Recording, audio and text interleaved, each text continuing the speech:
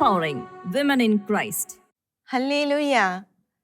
ഷെക്കേന ന്യൂസിന്റെ എല്ലാ പ്രിയ പ്രേക്ഷകർക്കും നമ്മുടെ കർത്താവായ യേശു ക്രിസ്തുവിന്റെ കൃപയും സമാധാനവും ആശംസിക്കുകയാണ്.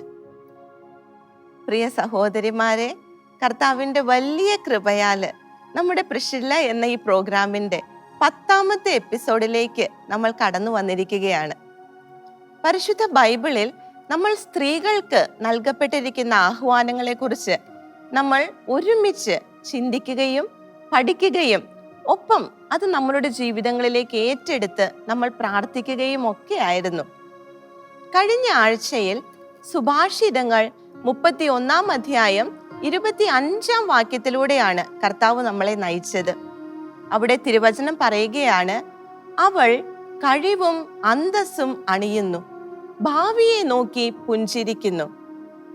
ഈ ലോക ജീവിതത്തിൽ നാളെയെക്കുറിച്ച് ആകുലപ്പെടാതെ കർത്താവിൽ ആശ്രയിച്ചുകൊണ്ട് ഭാവിയെ നോക്കി പുഞ്ചിരിക്കുന്ന ഒരുവൾ, അതിനേക്കാൾ ഉപരിയായി നിത്യതയിൽ നമ്മുടെ കർത്താവിൻ്റെ കൂടെയുള്ള ആ വാസത്തെ ഓർത്ത് അതിൽ ആനന്ദിച്ച് ഈ ലോക ജീവിതത്തിലെ തൻ്റെ ഉത്തരവാദിത്വങ്ങളിലുള്ള എല്ലാ പ്രതിസന്ധികളെയും എല്ലാ പ്രശ്നങ്ങളെയൊക്കെ തരണം ചെയ്ത് വളരെ ശക്തിയോടെ കഴിവോടെ കർത്താവിൻ്റെ മുൻപിൽ അന്തസ്സോടെ മുന്നേറുന്ന ഒരു ദൈവിക ജ്ഞാനം നിറഞ്ഞ ഒരു സ്ത്രീ. ആ സ്ത്രീയെക്കുറിച്ചാണ് നമ്മൾ പഠിച്ചത്. അതുപോലെ ആകാനുള്ള ഒരു പ്രയത്നത്തിലും പ്രാർത്ഥനയിലും ഒക്കെ ആയിരുന്നു നമ്മൾ. നമുക്ക് ഇന്നത്തെ നമ്മുടെ ശുശ്രൂഷയെ കർത്താവിൻ്റെ കരങ്ങളിലേക്ക് ഏൽപ്പിച്ച് പ്രാർത്ഥിക്കാനായി ഒരുങ്ങാം.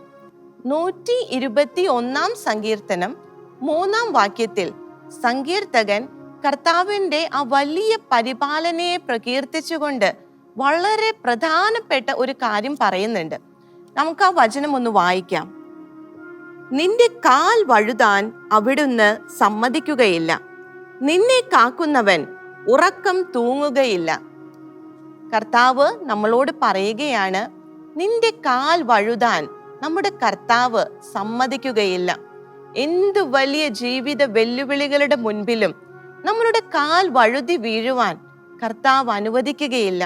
നമ്മളെ കാത്തുകൊണ്ടിരിക്കുന്ന, അനുനിമിഷം നമ്മളെ പരിപാലിക്കുന്ന നമ്മുടെ കർത്താവ് ഉറക്കം തൂങ്ങുകയില്ല.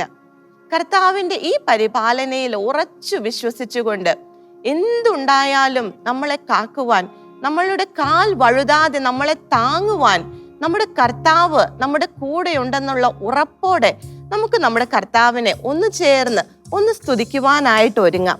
ഇന്നത്തെ ശുശ്രൂഷയെ നമുക്ക് നമ്മുടെ കർത്താവിൻ്റെ കരങ്ങളിലേക്ക് ഏൽപ്പിച്ച് നമ്മൾ എവിടെ ആയിരിക്കുന്നുവോ അവിടെ ആയിരുന്ന് നമ്മുടെ കർത്താവിനെ മനസ്സ് തുറന്നൊന്ന് സ്തുതിച്ച് പ്രാർത്ഥിക്കാം.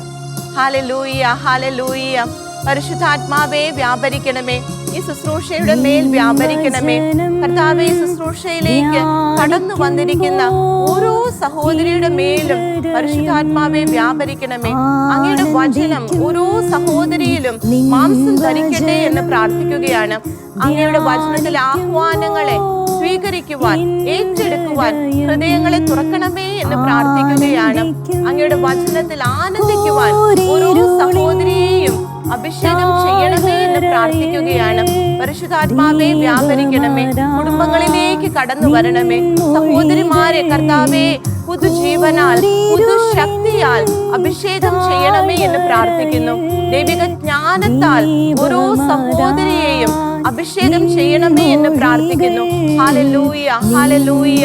പരിശുദ്ധാത്മാവേ വ്യാപരിക്കണമേ, ഞങ്ങളുടെ ഇടയിലേക്ക് കടന്നു വരണമേ. ആത്മാവേ, ഈ ശുശ്രൂഷയെ കർത്താവിന്റെ ഹിതപ്രകാരം മുന്നോട്ട് കൊണ്ടുപോകണമേ. ഹല്ലേലൂയ. പരിശുദ്ധാത്മാവേ നന്ദി, പരിശുദ്ധാത്മാവേ നന്ദി. പരിശുദ്ധാത്മാവേ കടന്നു വരണമേ, പരിശുദ്ധാത്മാവേ വ്യാപരിക്കണമേ. ഹല്ലേലൂയ, ഹല്ലേലൂയ, ഹല്ലേലൂയ. ഈശോയെ നന്ദി, ഈശോയെ ആരാധന, ഈശോയെ നന്ദി. ഹല്ലേലൂയ, ഹല്ലേലൂയ. ഞങ്ങളുടെ പ്രിയപ്പെട്ട അമ്മേ മാതാവേ, ഈ ലോക ജീവിതം എങ്ങനെ മുന്നോട്ട് കൊണ്ടുപോകണമെന്ന് ഒരു സ്ത്രീ എന്ന നിലയിൽ സ്വർഗം ഞങ്ങൾക്ക് മുന്നിൽ നിർത്തിയിരിക്കുന്ന ഏറ്റവും വലിയ മാതൃകയായ ഞങ്ങളുടെ പരിശുദ്ധ അമ്മേ മാതാവേ, കഴിവോടെ അന്തസ്സോടെ ഭാവിയെ നോക്കി പുഞ്ചിരിച്ചുകൊണ്ട് ഞങ്ങൾക്ക് കാണിച്ചു തന്ന അമ്മേ മാതാവേ, ഞങ്ങൾ ഓരോരുത്തർക്ക് വേണ്ടിയും അമ്മേ പ്രാർത്ഥിക്കണമേ. വിശുദ്ധ യൗസേ പിതാവേ, ഞങ്ങളുടെ ഉത്തരവാദിത്വങ്ങൾ ദൈവഹിതപ്രകാരം മാത്രം മുന്നോട്ട് കൊണ്ടുപോകുവാൻ യൗസേ പിതാവേ ഞങ്ങൾക്ക് വേണ്ടി പ്രാർത്ഥിക്കണമേ. നമുക്കൊന്ന് ചേർന്ന് പ്രാർത്ഥിക്കാം. നന്മ നിറഞ്ഞ മറിയമേ സ്വസ്തി, കർത്താവ് അങ്ങയോടുകൂടെ സ്ത്രീകളിൽ അങ്ങ് അനുഗ്രഹിക്കപ്പെട്ടവളാകുന്നു. അങ്ങയുടെ ഉദരത്തിൻ ഫലമായ ഈശോ അനുഗ്രഹിക്കപ്പെട്ടവനാകുന്നു. പരിശുദ്ധ മറിയമേ തമ്പുരാന്റെ അമ്മേ, പാപികളായ ഞങ്ങൾക്ക് വേണ്ടി ഇപ്പോഴും ഞങ്ങളുടെ മരണസമയത്തും തമ്പുരാനോട് അപേക്ഷിക്കണമേ. ആമേൻ. ആമേൻ. യേശു ക്രിസ്തുവിൽ എൻ്റെ പ്രിയ സഹോദരിമാരെ, നമുക്ക് കർത്താവ് ഇന്ന് നമ്മളോട് എന്താണ് പറയുന്നതെന്ന് ശ്രദ്ധിക്കുവാനായിട്ട് ഒരുങ്ങാം. ഇന്നത്തെ നമ്മുടെ പഠന വിഷയം സുഭാഷിതങ്ങൾ 31-ാം അധ്യായം 30-ാം വാക്യമാണ്. അവിടെ തിരുവചനം പറയുകയാണ്, സൗകുമാര്യം വഞ്ചന നിറഞ്ഞതും സൗകുമാര്യം വഞ്ചന നിറഞ്ഞതും സൗന്ദര്യം വ്യർത്ഥവുമാണ്. സൗന്ദര്യം വ്യർത്ഥവുമാണ്. എന്നാൽ ദൈവഭക്തിയുള്ള സ്ത്രീ പ്രശംസയർഹിക്കുന്നു. ഈ വചനത്തിന്റെ ആദ്യ ഭാഗമാണ് ഇന്ന് നമ്മൾ ചിന്തിക്കുവാനായി പോകുന്നത്. സൗകുമാര്യം വഞ്ചന നിറഞ്ഞതും സൗന്ദര്യം വ്യർത്ഥവുമാണ്. Charm is deceitful and beauty is vain. കർത്താവിന്റെ വചനം പറയുകയാണ്, സൗകുമാര്യം വഞ്ചന നിറഞ്ഞതാണെന്ന്. Charm is deceitful. Charm എന്ന് വെച്ചാൽ എന്താ ഉദ്ദേശിക്കുന്നത്? മറ്റുള്ളവരെ തന്നിലേക്ക് ആകർഷിക്കുന്നതിനുള്ള ആ വ്യക്തിയിലുള്ള ഒരു സവിശേഷത അല്ലെങ്കിൽ ഒരു കഴിവ്, അതിനൊക്കെയാണ് ചാം എന്ന് പറയുന്നത്. ഇന്നത്തെ തലമുറയിൽ, ഇന്നത്തെ നമ്മുടെ സമൂഹത്തിൽ വളരെ വിലമതിക്കപ്പെടുന്ന ഈ ചാമിനെ, ഈ സൗകുമാര്യത്തെ കുറിച്ച് പരിശുദ്ധ വചനം പറയുകയാണ്, അത് വഞ്ചന നിറഞ്ഞതാണെന്ന്, അത് ഡിസീറ്റ്ഫുൾ ആണെന്ന്. കർത്താവ് ആ ഒരു ചാമിങ്നെസ്സിൽ ഒളിച്ചിരിക്കുന്ന ആ വലിയൊരു വിപത്തിനെ, ആ ഒരു കെണിയെ നമ്മുടെ മുൻപിൽ തുറന്നു കാണിക്കുകയാണ്, റിവീൽ ചെയ്യുകയാണ് ചെയ്യുന്നത്. ഇന്നത്തെ നമ്മുടെ യുവതലമുറ വളരെ അപകടങ്ങളിലേക്ക് പോകുന്നതിൻ്റെ പ്രധാനപ്പെട്ട ഒരു കാരണമാണിത്. ഒരാള് ചാമിങ് ആയിട്ട് കാണുമ്പോൾ ആളുടെ പുറകെ പോവുകയാണ്. അതിലെ അപകടം നമ്മൾ ശ്രദ്ധിക്കണം. ഒപ്പം അമ്മമാരെന്ന നിലയിൽ, കുടുംബിനികൾ എന്ന നിലയിൽ നമ്മുടെ കുടുംബാംഗങ്ങൾക്ക്, നമ്മുടെ മക്കൾക്ക്, നമ്മുടെ സഹോദരങ്ങൾക്ക് ഈ വചനത്തെക്കുറിച്ച് വളരെ വ്യക്തമായി പറഞ്ഞു കൊടുക്കണം. വഞ്ചനാത്മകമായ, ഡിസീറ്റ്ഫുൾ ആയ ആ സൗകുമാര്യത്തെ ഒരു രീതിയിലും നമ്മൾ വില കൊടുക്കുന്നവരാകരുത്. കർത്താവിൻ്റെ വചനം പറയുന്ന മുന്നറിയിപ്പ് അനുസരിച്ച് മാത്രമേ നമ്മൾ മുന്നോട്ട് പോകാവുള്ളൂ. വീണ്ടും ഇന്നത്തെ നമ്മുടെ ഈ തലമുറയിൽ നമ്മളെ ആരെങ്കിലുമൊക്കെ ഒന്ന് പുകഴ്ത്തി പറയുമ്പോൾ, നമ്മളെക്കുറിച്ച് നല്ലത് പറയുമ്പോൾ കേൾക്കാൻ നമുക്ക് വളരെ ഇഷ്ടമാണ്. എന്നാൽ മുഖസ്തുതിയുടെ ഈ വാക്കുകളെ കുറിച്ച് പരിശുദ്ധ ബൈബിൾ എന്താ പറയുന്നേ? റോമാക്കാർക്ക് എഴുതിയ ലേഖനം 16-ാം അധ്യായം 18-ാം വാക്യത്തിന്റെ 2-ാം ഭാഗത്തിൽ പറയുകയാണ്, ആകർഷകമായ മുഖസ്തുതി പറഞ്ഞ് അവർ സരളചിത്തരെ വഴി പിഴപ്പിക്കുന്നു.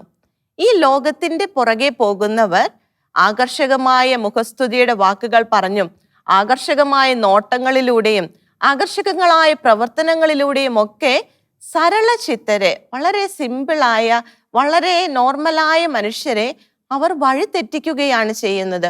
ഇവിടെയാണ് ദൈവിക ജ്ഞാനം പ്രാപിച്ച് ഒരു കുടുംബത്തിൽ നിൽക്കേണ്ട സ്ത്രീയുടെ വളരെ പ്രാധാന്യമേറിയ ഒരു റോളിനെ കർത്താവ് വെളിപ്പെടുത്തി തരുന്നത്. Charm is deceitful.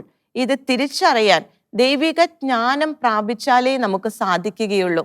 എങ്കിലേ കർത്താവിൻ്റെ വഴിയിൽ നിന്ന് തെറ്റിപ്പോകാതെ, ആകർഷകങ്ങളായ ഈ ഔട്ട്വേർഡ് അപ്പിയറൻസിലൊക്കെ വീണു പോകാതെ കർത്താവിൽ ഉറച്ചു നിൽക്കാൻ നമുക്ക് സാധിക്കുകയുള്ളൂ. വീണ്ടും തിരുവചനം പറയുകയാണ്, യൂദാശ്ലീഹ എഴുതിയ ലേഖനം 1-ാം അധ്യായത്തിന്റെ 16-ാം വാക്യത്തിന്റെ അവസാന ഭാഗത്ത് കർത്താവ് ഒരു വലിയ പ്രാധാന്യമേറിയ ഒരു കാര്യം നമ്മളോട് പറയുന്നുണ്ട്. ഈ സൗകുമാര്യവും ഈ ആകർഷകത്വവും ഒക്കെ ഇങ്ങനെ വഞ്ചനാത്മകമായി മാറുന്നതിന്റെ പിന്നിലെ രഹസ്യം എന്താണെന്ന് കർത്താവ് വെളിപ്പെടുത്തി തരികയാണ്. അവർ കാര്യസാധ്യത്തിനു വേണ്ടി മുഖസ്തുതി പറയുന്നവരുമാണ്. എന്തിനാണ് ഈ മുഖസ്തുതി പറഞ്ഞുകൊണ്ടും ആകർഷകങ്ങളായ പ്രവർത്തനങ്ങളിലൂടെയും ആകർഷകങ്ങളായ പെരുമാറ്റങ്ങളിലൂടെയും ഈ മുഖസ്തുതിയുടെ വാക്കുകളിലൂടെയും നമ്മളെ വീഴിക്കുന്ന നോട്ടങ്ങളിലൂടെയും ഒക്കെ ഇവർ എന്തിനാ വരുന്നത്? അവരുടെ കാര്യസാധ്യത്തിന് വേണ്ടിയാണ്. ഇത് കേൾക്കുമ്പോൾ നമുക്ക് ഉൾക്കൊള്ളാൻ വളരെ പ്രയാസകരമായിരിക്കാം. പക്ഷെ കർത്താവിന്റെ വചനം നമുക്ക് മുന്നറിയിപ്പ് നൽകുകയാണ്. ആകർഷകമായി, ചാമിങ് ആയി നമ്മുടെ അടുക്കൽ വരുന്നവർ, അവരുടെ ഉള്ളിലെ ലക്ഷ്യം എന്ന് പറയുന്നത് അവരുടെ തന്നെ കാര്യസാധ്യമായിരിക്കും. അത് ചിലപ്പോൾ അവരുടെ തന്നെ നേട്ടങ്ങളാകാം, പണമായിരിക്കാം, അവരുടെ ജഡീക സുഖങ്ങളായിരിക്കാം, അവരുടെ ജോലിപരമായ നേട്ടങ്ങളാകാം, പ്രൊമോഷനുകളാകാം, എന്തുമായിക്കൊള്ളട്ടെ. അവരുടെ കാര്യസാധ്യത്തിന് വേണ്ടിയാണ് അവർ ഈ ചാമിങ് ആയി നമ്മുടെ അടുക്കലേക്ക് വരുന്നത്. അതിൽ വീണു പോകാതെ അതിലെ വഞ്ചനയെ തിരിച്ചറിയുവാൻ കർത്താവിൽ നിന്ന് ജ്ഞാനം പ്രാപിച്ചാലേ നമുക്ക് സാധിക്കുകയുള്ളൂ. സൗകുമാര്യം വഞ്ചന നിറഞ്ഞതാണ്. ഈ ഒരു തിരിച്ചറിവിലേക്ക് പ്രിയ സഹോദരിമാരെ നമുക്ക് കടന്നു വരാം. ഇന്നത്തെ കാലത്തിന്റെ ഈ കെണിയിൽ വീണു പോകാതെ നമ്മളെ തന്നെയും നമ്മുടെ കുടുംബത്തെയും നമുക്ക് കാത്തു സൂക്ഷിക്കാം. വീണ്ടും തിരുവചനം പറയുകയാണ്, സൗന്ദര്യം വ്യർത്ഥമാണ്, ബ്യൂട്ടി ഇസ് വെയിൻ. അത് വ്യർത്ഥമാണ്. ഇന്ന് നമ്മുടെ കാലത്തില്, ഇന്നത്തെ നമ്മുടെ ലോകത്തില് സൗന്ദര്യത്തിന് കൊടുക്കുന്ന വില എന്താണെന്ന് ഞാൻ പറയാതെ തന്നെ നിങ്ങൾ ഓരോരുത്തർക്കും വളരെ വ്യക്തമായിട്ടറിയാം. നമ്മുടെ തന്നെ കുടുംബങ്ങളിൽ, നമ്മുടെ ഏറ്റവും പരിചയമുള്ളവരിൽ നമ്മൾ തന്നെയും ഈ സൗന്ദര്യത്തിന് നൽകുന്ന വില, ഇത് നമുക്ക് കർത്താവ് നൽകിയ ദാനമല്ലേ? സൗന്ദര്യമുള്ളതോ സൗന്ദര്യമില്ലാത്തതോ ഇതൊക്കെ ലോകത്തിന്റെ ദൃഷ്ടിയിലാണ്. കർത്താവിന്റെ ദൃഷ്ടിയിൽ നാം എല്ലാവരും സൗന്ദര്യമുള്ളവർ തന്നെയാണ്. നമ്മുടെ ഈ ശരീരം, കർത്താവിന്റെ ആലയമായ നമ്മുടെ ഈ ശരീരത്തെ ഭംഗിയായി കൊണ്ട് നടക്കുക, തെറ്റില്ലാതെ നല്ല രീതിയിൽ പ്രസന്റ് ചെയ്യുക, ഇത് നമ്മുടെ ഉത്തരവാദിത്വമാണ്. എന്നാൽ അതിനപ്പുറം അതിനു വേണ്ടിയിട്ട് ഇങ്ങനെ കഷ്ടപ്പെട്ട് അവിടെ പോയി ഇവിടെ പോയി കുറേ പൈസകൾ ചെലവാക്കി, ഇതൊന്നും കർത്താവിന്റെ വചനം നമ്മളോട് പറയുന്നില്ല. പ്രസന്റബിൾ ആയിട്ട് നമ്മൾ നമ്മളെ തന്നെ കീപ്പ് ചെയ്യുക. പക്ഷെ അതിനപ്പുറത്ത് അതൊരു വിഗ്രഹമായി നമുക്ക് മാറരുത്. സൗന്ദര്യം വർദ്ധിപ്പിക്കുവാനായിട്ട് ഏതറ്റം വരെയും പോകാൻ ഇന്നത്തെ തലമുറ തയ്യാറാണ്. അതിനുവേണ്ടി അവർ എന്തും ചെയ്യാനും തയ്യാറാണ്. എന്നാൽ കർത്താവിന്റെ വചനം പറയുകയാണ്, സൗന്ദര്യം വ്യർത്ഥമാണ്. എന്നാൽ യഥാർത്ഥമായ ഒരു സൗന്ദര്യമുണ്ട്. ഒരു സ്ത്രീയെ സംബന്ധിച്ച് ഏറ്റവും ആവശ്യമായ, അവൾ നേടിയെടുക്കേണ്ടതായ ഒരു സൗന്ദര്യം, അതിനെക്കുറിച്ച് പത്രോസ്ലീഹ നമ്മളോട് പറഞ്ഞു തരുന്നുണ്ട്. 1 പത്രോസ് 3-ാം അധ്യായം 3-4 തിരുവചനങ്ങൾ. നമുക്ക് ആ വചനത്തിലേക്ക് ഒന്ന് കടന്നു ചെല്ലാം. ബാഹ്യമോടികളായ പിന്നിയ മുടിയോ, ബാഹ്യമോടികളായ പിന്നിയ മുടിയോ, സ്വർണാഭരണമോ വിശേഷ വസ്ത്രങ്ങളോ അല്ല നിങ്ങളുടെ അലങ്കാരം. പിന്നെയോ ദൈവസന്നിധിയിൽ വിശിഷ്ടമായ സൗമ്യവും ശാന്തവുമായ ആത്മാവാകുന്ന അനശ്വര രത്നമണിഞ്ഞ ആന്തരിക വ്യക്തിത്വമാണ്. കർത്താവിന്റെ വചനം ഇവിടെ എന്താണ് സ്ട്രെസ് ചെയ്യുന്നേ? നമ്മുടെ ബാഹ്യമോടികളായ പിന്നിയ മുടിയൊക്കെ ഇന്നത്തെ കാലത്ത് അധികം പേർക്കൊന്നും ഉണ്ടാവുകയില്ല. ഇന്ന് മുടി തോന്നിയ പോലെ അഴിച്ചിടലാണല്ലോ നമ്മുടെ സ്റ്റൈൽ എന്ന് പറയുന്നത്. എന്നാൽ അന്നത്തെ കാലത്ത് ഒരിത് വെച്ചിട്ട് പരിശുദ്ധ ബൈബിളിൽ എഴുതി വെച്ചിരിക്കുകയാണ്, ബാഹ്യമോടികളായി എന്ത് തന്നെ ചെയ്താലും, അത് പിന്നിയ മുടിയാകട്ടെ, വിശിഷ്ട വസ്ത്രങ്ങളാകട്ടെ, വ്യത്യസ്തങ്ങളായ ആഭരണങ്ങളാകട്ടെ, എന്തുമാകട്ടെ, ഇതൊന്നുമല്ല ഒരു സ്ത്രീക്ക് സൗന്ദര്യം നൽകുന്നത്. പരിശുദ്ധ വചനം വ്യക്തമായിട്ട് പറയുകയാണ്, സൗമ്യവും ശാന്തവുമാകുന്ന ആത്മാവ്, അതാണ് അവളുടെ സൗന്ദര്യം. അതില്ലെങ്കിൽ അത് നേടിയെടുക്കാനാണ് നാം കഷ്ടപ്പെടേണ്ടത്. അതിനായിട്ടാണ് നാം വില കൊടുക്കേണ്ടത്. അത് നേടിയെടുക്കാനാണ് നാം പ്രാർത്ഥിച്ച് ഒരുങ്ങേണ്ടത്. ബാഹ്യമോടികളായ ഇത്തരത്തിലുള്ള എന്ത് തന്നെ ആയിക്കൊള്ളട്ടെ, ഇതൊക്കെ സ്ഥിരമാണോ? നമ്മൾ എന്തോരം മേക്കപ്പ് ഇട്ടാലും, ബാഹ്യമായിട്ട് എന്തൊക്കെ അണിഞ്ഞൊരുങ്ങിയാലും, എത്ര വിലയേറിയ വസ്ത്രങ്ങൾ നമ്മൾ ഉടുത്തൊരുങ്ങിയാലും, അതൊക്കെ കുറച്ച് കാലത്തേക്കല്ലേ ഉള്ളൂ. അത് കഴിഞ്ഞാൽ കഴിഞ്ഞു. ആ ഡ്രസ്സുകൾ, ആ വസ്ത്രങ്ങൾ എത്ര വിലപിടിപ്പുള്ളതാണെങ്കിലും അത് നശിച്ചു പോയി, അത് വ്യർത്ഥമായി. എന്തോരം മേക്കപ്പ് ഇട്ടാലും മണിക്കൂറുകൾക്കുള്ളിൽ അത് മുഴുവൻ കഴിഞ്ഞു. എന്തുമാത്രം ഹെയർ സ്റ്റൈലിൽ നമ്മൾ ശ്രദ്ധിച്ച് എത്രമാത്രം സമയം അതിൻ്റെ പിന്നിൽ ചെലവഴിച്ചാലും കുറച്ച് സമയം കഴിയുമ്പോൾ അതങ്ങോട്ട് കഴിഞ്ഞു. പരിശുദ്ധ വചനം പറയുകയാണ്, സൗന്ദര്യം വ്യർത്ഥമാണ്. ബാഹ്യമോടികളായി നമ്മൾ എന്ത് ചെയ്താലും കർത്താവിന്റെ മുൻപിൽ അതിന് വിലയില്ല. ബാഹ്യമായ ഒന്നിലും കർത്താവ് ശ്രദ്ധിക്കുന്നില്ല. കർത്താവ് നോക്കുന്നത് ആന്തരിക വ്യക്തിത്വത്തിലേക്കാണ്.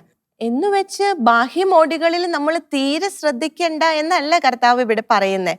നമ്മൾ പ്രസന്റബിൾ ആയിരിക്കണം. കർത്താവിന്റെ മക്കളെ നോക്കി ആരും പുച്ഛിച്ച് തള്ളുന്ന രീതിയിൽ നമ്മളെ തന്നെ നമ്മൾ പ്രസന്റ് ചെയ്യരുത്. കർത്താവിന്റെ ആലയമായ നമ്മുടെ ശരീരത്തെ ആവശ്യത്തിന് കർത്താവിന് നിരക്കുന്ന വിധത്തില്, കർത്താവിന് ചേർന്ന വിധത്തില് നമ്മൾ കൊണ്ടു നടക്കണം. എന്നാൽ അതിലേക്ക് തന്നെ നമ്മുടെ ഫോക്കസ് പോകുമ്പോൾ, നമ്മുടെ ശരീരത്തെ മോടി പിടിപ്പിക്കുന്നതിലേക്ക് മാത്രം നമ്മുടെ ഫോക്കസ് പോകുമ്പോൾ അത് അപകടമാണ്. പത്രോസ്ലീഹ എന്താ പറയുന്നത്? ദൈവസന്നിധിയിൽ വിശിഷ്ടമായ സൗമ്യവും ശാന്തവുമായ ആത്മാവാകുന്ന അനശ്വര രത്നം അണിഞ്ഞ ആന്തരിക വ്യക്തിത്വം, ഇതാണ് കർത്താവ് വിലമതിക്കുന്നത്. ഇതിലേക്ക് ഉയരുവാനായിട്ടാണ് നാം ശ്രദ്ധിക്കേണ്ടത്.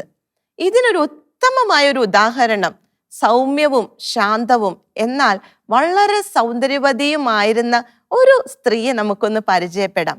പഴയ നിയമത്തിൽ യൂദിത്തിനെ കുറിച്ചാണ് നമ്മൾ ചിന്തിക്കുവാനായി പോകുന്നത്.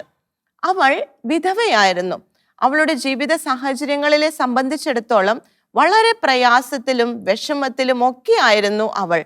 എന്നാൽ വലിയ സൗന്ദര്യം കൊണ്ട് കർത്താവ് അവളെ അനുഗ്രഹിച്ചിരുന്നു. ആ സൗന്ദര്യം അവൾ എന്തിനാണ് ഉപയോഗിച്ചത് എന്നതാണ് നമ്മൾ ശ്രദ്ധിക്കുവാനായി പോകുന്നത്. ലോകത്തിന്റെ മുൻപിൽ വളരെ സുന്ദരിയായിരുന്ന, ശാരീരികമായി തികഞ്ഞ ഒരു വ്യക്തിയായിരുന്നു യൂദിത്ത്.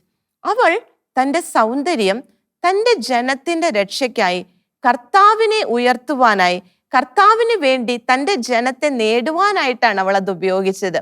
യൂദിത്തിന്റെ പുസ്തകം 16-ാം അധ്യായം 6-ാം വാക്യത്തിന്റെ അവസാന ഭാഗത്ത് ഇങ്ങനെ പറയുന്നുണ്ട്, എന്നാൽ മെറാറിയുടെ പുത്രി യൂദിത്ത് വദന ലാവണ്യത്താൽ അവനെ കീഴടക്കി. തൻ്റെ ശത്രുവിനെ, ഹോളോഫെർണസ് എന്ന സൈന്യാധിപനെ തൻ്റെ വദന ലാവണ്യം ഉപയോഗിച്ച് അവൾ കീഴടക്കുകയാണ്. അങ്ങനെ ആ ഇസ്രായേൽ ജനത്തെ മുഴുവൻ ശത്രുകരങ്ങളിൽ നിന്ന് അവൾ രക്ഷിക്കുകയാണ്. അവളുടെ വദന ലാവണ്യം, അവളുടെ മുഖ സൗന്ദര്യം അവൾ എന്തിനായിട്ടാണ് ഉപയോഗിച്ചത്? കർത്താവിനെ മഹത്വപ്പെടുത്തുവാനായിട്ട് അവൾ അത് ഉപയോഗിച്ചത്. കർത്താവിന്റെ ജനത്തിന്റെ രക്ഷയ്ക്ക് വേണ്ടിയിട്ടാണ് അവൾ അത് ഉപയോഗിച്ചത്. ഇസ്രായേലിലെ ശ്രേഷ്ഠന്മാർ അവളെക്കുറിച്ച് പറയുന്ന ഒരു കാര്യമുണ്ട്. 15-ാം അധ്യായം 10-ാം വാക്യത്തിൽ, യൂദിത്തിന്റെ പുസ്തകം 15-ാം അധ്യായം 10-ാം വാക്യത്തിൽ ഇസ്രായേലിലെ ശ്രേഷ്ഠന്മാർ അവളോട് പറയുകയാണ്, നീ ഒറ്റയ്ക്ക് ഇതെല്ലാം ചെയ്ത് ഇസ്രായേലിന് വലിയ നന്മ ചെയ്തിരിക്കുന്നു. ദൈവം അതിൽ പ്രസാദിച്ചിരിക്കുന്നു. ഇവിടെ യൂദിത്ത് വളരെ ചാമിങ് ആയിരുന്നു. ആ കടന്നു ചെന്ന ആ ശത്രു ക്യാമ്പിനെ മുഴുവൻ അവൾ കീഴ്പ്പെടുത്തി. അവളുടെ വദന ലാവണ്യത്താൽ അവൾ ഒറ്റയ്ക്ക് വളരെ കഴിവോടെ, അന്തസ്സോടെ കർത്താവിന്റെ മഹത്വത്തിനായിട്ട് അവളുടെ സൗന്ദര്യത്തെ എടുത്ത് ഉപയോഗിക്കുന്നതാ നമ്മൾ കാണുന്നത്. അവൾ സൗന്ദര്യവതിയായിരുന്നു. അവൾ അത് എന്തിനാ ഉപയോഗിച്ചേ? കർത്താവിന് വേണ്ടിയിട്ട് അവൾ അത് ഉപയോഗിച്ചേ.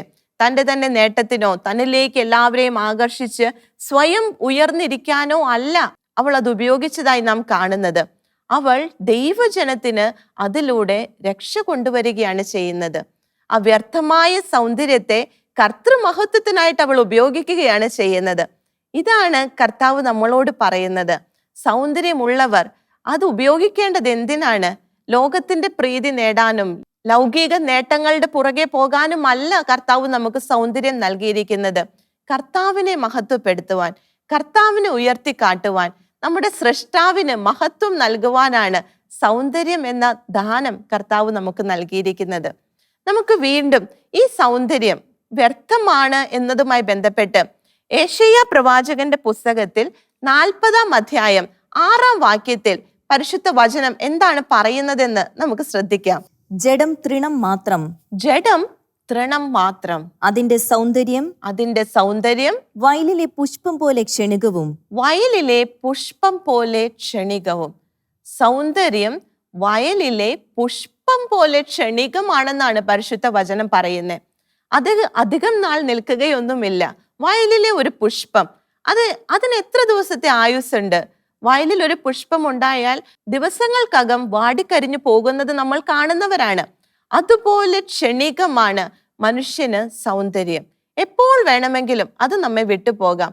അത് തൃണം മാത്രമാണ്, അത് വ്യർത്ഥമാണെന്ന് പരിശുദ്ധ വചനം നമ്മളോട് പറയുന്നു.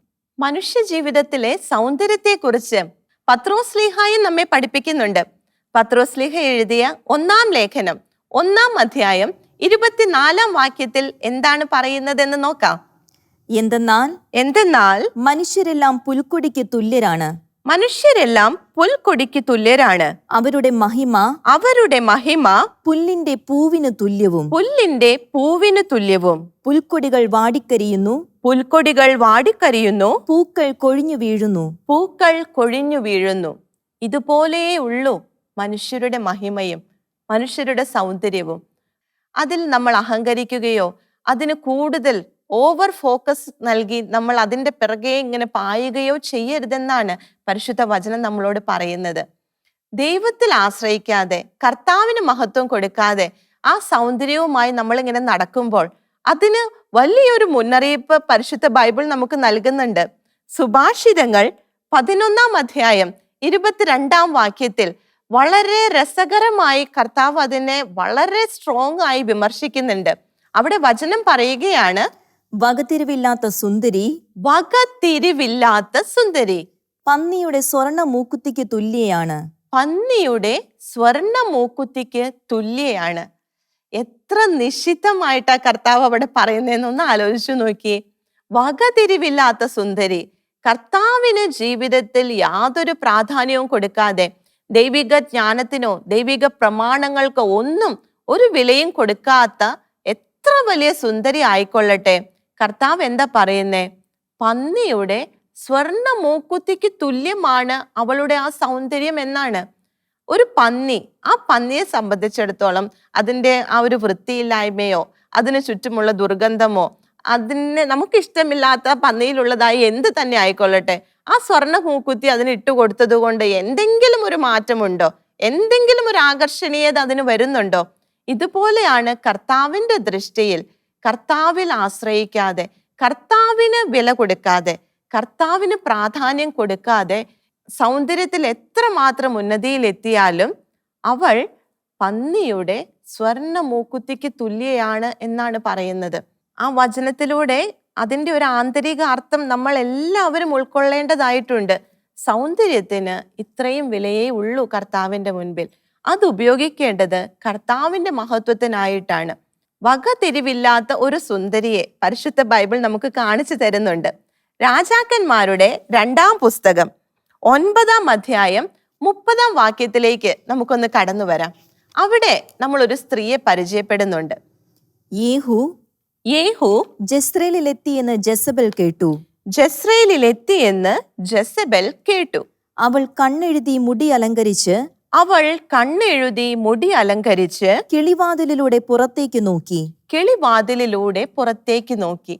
അവൾ കണ്ണെഴുതി മുടിയൊക്കെ മാക്സിമം അലങ്കരിച്ച് വളരെ ചാമിങ് ആയിട്ട് യേഹുവിൻ്റെ മുൻപിലേക്ക് കടന്നു വരുവാനായി നോക്കിയിരിക്കുകയാണ്. അവളാൽ കഴിയുന്ന വിധം അവൾ വളരെ സൗന്ദര്യവതിയാണെന്ന് അവൾക്ക് ഉറപ്പുണ്ടായിരുന്നു. കണ്ണൊക്കെ എഴുതി മുടിയൊക്കെ ഹെയർ സ്റ്റൈലൊക്കെ സൂപ്പറായി സെറ്റ് ചെയ്ത് അവൾ യേഹുവിനെയും കാത്തിരിക്കുകയാണ്. എന്നാൽ കർത്താവിൻ്റെ ആത്മാവിനാൽ നിറഞ്ഞ യേഹുവിന് ഈ ഒരു ഇതിൻ്റെ പിന്നിലുള്ള വഞ്ചനയെ, അതിൻ്റെ ഡിസീവിങ് സ്പിരിറ്റിനെ യേഹു തിരിച്ചറിയുകയാണ്. ഇത് തിരിച്ചറിഞ്ഞ യേഹു, അവളിലുള്ള ആ വഞ്ചനയെ തിരിച്ചറിഞ്ഞ യേഹു എന്താണ് ചെയ്യുന്നത്? പഴയ നിയമത്തിന്റെ ഒരു സാഹചര്യത്തിൽ നമ്മൾ ഈ വചനം ശ്രദ്ധിക്കണം കേട്ടോ. അവിടെ തിരുവചനം പറയുകയാണ് 33-ാമത്തെ വാക്യത്തിൽ, അവൻ പറഞ്ഞു അവളെ താഴേക്കെറിയുക. അവർ അങ്ങനെ ചെയ്തു. അവളുടെ രക്തം ചുവരിന്മേലും കുതിരപ്പുറത്തും ചിതറി. കുതിരകൾ അവളെ ചവിട്ടി തേച്ചു. വളരെ സൗന്ദര്യവതിയായി, വഞ്ചന നിറഞ്ഞ കണ്ണുകളോടെ, വഞ്ചന നിറഞ്ഞ ഔട്ട്വേർഡ് അപ്പിയറൻസോടെ യേഹുവിനെ കീഴ്പ്പെടുത്തുവാനായി റെഡിയായി നിന്ന ജെസബെലിന് എന്താണ് സംഭവിച്ചത്? കർത്താവിൻ്റെ ആത്മാവുള്ളവർ ഈ വഞ്ചനയെ തിരിച്ചറിയുന്നു. ഇതാണ് യേഹൂ നമ്മളെ പഠിപ്പിക്കുന്നത്. ആ യേഹൂ അവളുടെ സൗന്ദര്യത്തിൻ്റെ പിന്നിലുള്ള, സൗകുമാര്യത്തിൻ്റെ പിന്നിലുള്ള വഞ്ചനയെ തിരിച്ചറിയുകയാണ്. വളരെ സൗന്ദര്യവതിയായി സ്വയം അണിഞ്ഞൊരുങ്ങിയ ജെസബെൽ ഇപ്പോൾ എന്തായി മാറി? 35-ാം വാക്യം കൂടി നമുക്കൊന്ന് ശ്രദ്ധിക്കാം. സംസ്കരിക്കാൻ ചെന്നപ്പോൾ അവളുടെ തലയോടും പാദങ്ങളും കൈപ്പത്തികളുമല്ലാതെ അവർ ഒന്നും കണ്ടില്ല. കണ്ണെഴുതി മുടിയൊക്കെ സെറ്റ് ചെയ്ത് വളരെ സൗന്ദര്യവതിയായി നിന്ന ജെസബെൽ ഇപ്പോൾ എന്താണ്? അവളുടെ തലയോടും കൈപ്പത്തികളും പാദങ്ങളും അല്ലാതെ അവളുടെ ശരീരം ആ വേണ്ട രീതിയിൽ സംസ്കരിക്കാൻ പോലും സാധിക്കാത്ത അവസ്ഥയിൽ അവിടെ കാണപ്പെടുകയാണ്. സൗന്ദര്യം വ്യർത്ഥമാണ്, സൗകുമാര്യം വഞ്ചന നിറഞ്ഞതാണ്. ഇതാണ് പരിശുദ്ധ ബൈബിൾ നാം ഓരോരുത്തരോടും ഇന്ന് സംസാരിക്കുന്ന കാര്യം. നമുക്ക് ഇതിൻ്റെ ഒരു കൺക്ലൂഷനിലേക്ക് കടന്നു വരാം. ഇന്ന് നമ്മൾ കേട്ട ഈ വചനത്തെ ആസ്പദമാക്കി യഥാർത്ഥ സൗന്ദര്യത്തിലേക്ക് കടന്നു വരുവാൻ പരിശുദ്ധാത്മ സഹായത്തിനായി നമുക്ക് പ്രാർത്ഥിക്കാം. കർത്താവിൻ്റെ മുൻപിൽ വിലയേറിയ ആത്മാവുകളായി മാറുവാൻ, വിലയുള്ള അനശ്വര രത്നങ്ങളായി മാറുവാനായി പരിശുദ്ധാത്മ സഹായത്തിനായി നമുക്ക് പ്രാർത്ഥിക്കാം. നാം ആയിരിക്കുന്നിടത്ത് നമുക്ക് ഒരുമിച്ച് നമുക്ക് പരിശുദ്ധാത്മാവിനോട് ചേർന്ന് സ്തുതിച്ച് ആരാധിക്കാം. ഹല്ലേലൂയ. പരിശുദ്ധാത്മാവേ, ഞങ്ങളെ കർത്താവിൻ്റെ ദൃഷ്ടിയിൽ വിലയുള്ളവരാക്കി മാറ്റണമേ. യഥാർത്ഥ സൗന്ദര്യം നൽകി ഞങ്ങളെ അനുഗ്രഹിക്കണമേ. കർത്താവിനെ പ്രീതിപ്പെടുത്തുന്നവരായി ഞങ്ങളെ മാറ്റണമേ. ആത്മീയ സൗന്ദര്യത്താൽ ഞങ്ങളെ നിറയ്ക്കണമേ. ഈ സൗന്ദര്യത്തിന്റെ വ്യർത്ഥതയും സൗകുമാര്യത്തിന്റെ വഞ്ചനയും തിരിച്ചറിയുന്നവരായിട്ട് പരിശുദ്ധാത്മാവേ ഞങ്ങളെ രൂപാന്തരപ്പെടുത്തണമേ. ഹല്ലേലൂയ, ഹല്ലേലൂയ, ഹല്ലേലൂയ. പരിശുദ്ധാത്മാവേ സഹായിക്കണമേ. പരിശുദ്ധാത്മാവേ എഴുന്നള്ളി വരണമേ. ഞങ്ങൾക്ക് കൃത്യമായ ബോധ്യങ്ങൾ നൽകണമേ. ഞങ്ങളുടെ ഹൃദയങ്ങളെ തുറക്കണമേ. പരിശുദ്ധാത്മാവേ ഹല്ലേലൂയ, ഹല്ലേലൂയ, ഹല്ലേലൂയ. പരിശുദ്ധാത്മാവേ വരണമേ. ഓരോ സഹോദരിയുടെ മേലും വരണമേ. യഥാർത്ഥ ബോധ്യങ്ങളാൽ ഞങ്ങളെ നിറയ്ക്കണമേ. പരിശുദ്ധാത്മാവേ ഹല്ലേലൂയ, ഹല്ലേലൂയ. പരിശുദ്ധാത്മാവേ ഹല്ലേലൂയ. വ്യാപരിക്കണമേ ആത്മാവേ, വ്യാപരിക്കണമേ ആത്മാവേ. ഞങ്ങളുടെ ഇടയിലേക്ക്, ഞങ്ങളുടെ കുടുംബങ്ങളിലേക്ക്, ഞങ്ങളുടെ മക്കളിലേക്ക്, ജീവിതങ്ങളിലേക്ക് പരിശുദ്ധാത്മാവേ വ്യാപരിക്കണമേ. ഹല്ലേലൂയ, ഹല്ലേലൂയ. പരിശുദ്ധാത്മാവേ, പരിശുദ്ധാത്മാവേ വ്യാപരിക്കണമേ. ഹല്ലേലൂയ, ഹല്ലേലൂയ, ഹല്ലേലൂയ, ഹല്ലേലൂയ. പരിശുദ്ധാത്മാവേ നന്ദി, പരിശുദ്ധാത്മാവേ നന്ദി. ഹല്ലേലൂയ, ഹല്ലേലൂയ. ഈശോയെ നന്ദി, ഈശോയെ ആരാധന. ഹല്ലേലൂയ, ഹല്ലേലൂയ. ഈശോയ്ക്ക് വേണ്ടി ജീവിക്കുവാൻ, ഈശോയ്ക്ക് വേണ്ടി ഞങ്ങളുടെ സൗന്ദര്യത്തെ ഉപയോഗപ്പെടുത്തുവാൻ പരിശുദ്ധാത്മാവേ സഹായിക്കണമേ. ഹല്ലേലൂയ, ഹല്ലേലൂയ, ഹല്ലേലൂയ. പരിശുദ്ധാത്മാവേ വരണമേ. പരിശുദ്ധാത്മാവേ വ്യാപരിക്കണമേ. പരിശുദ്ധാത്മാവേ എഴുന്നള്ളി വരണമേ. ഹല്ലേലൂയ, ഹല്ലേലൂയ. ഈശോയെ നന്ദി, ഈശോയെ ആരാധന, ഈശോയെ ആരാധന. ഹല്ലേലൂയ, ഹല്ലേലൂയ, ഹല്ലേലൂയ. പരിശുദ്ധാത്മാവേ, പരിശുദ്ധാത്മാവേ കടന്നു വരണമേ. പരിശുദ്ധാത്മാവേ കടന്നു വരണമേ. ഹല്ലേലൂയ, ഹല്ലേലൂയ, ഹല്ലേലൂയ. പരിശുദ്ധാത്മാവേ നന്ദി. ആമേൻ. എൻ്റെ പ്രിയ സഹോദരിമാരെ, തുടർന്നും നമുക്ക് പരസ്പരം പ്രാർത്ഥിക്കാം. അടുത്ത ആഴ്ചയിൽ വീണ്ടും കർത്താവിൻ്റെ വചനത്തിൻ്റെ മുൻപിൽ നമുക്ക് ഒരുമിച്ചായിരിക്കാം. കർത്താവ് നിങ്ങളെല്ലാവരെയും സമൃദ്ധമായി അനുഗ്രഹിക്കട്ടെ. നിങ്ങളുടെ അഭിപ്രായങ്ങളും പ്രാർത്ഥനാ നിയോഗങ്ങളും ഞങ്ങളെ അറിയിക്കുക. ഞങ്ങളുടെ നമ്പർ 9495219811. ഞങ്ങളുടെ email priscilla@gmail.com.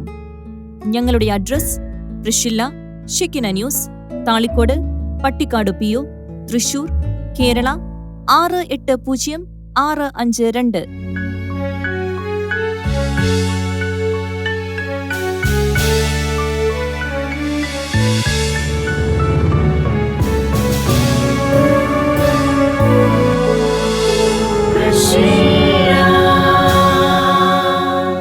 Empowering women in Christ.